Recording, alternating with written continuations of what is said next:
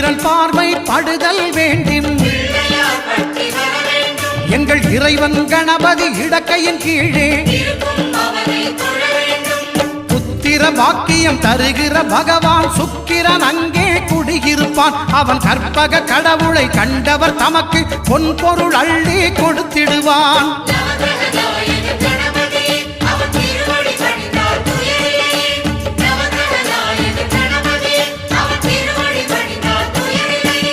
ஒன்பது கோளும் ஒன்றாய் காண